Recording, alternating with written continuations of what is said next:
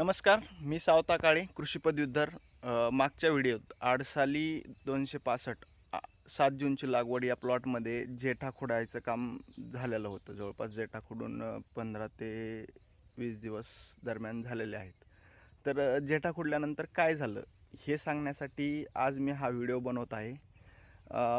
आपल्यासमोरच मी plot पूर्ण दाखवत आहे. तुम्ही प्लॉट बघू शकतात. अशा प्रकारे प्लॉटची डेव्हलपमेंट झालेली आहे.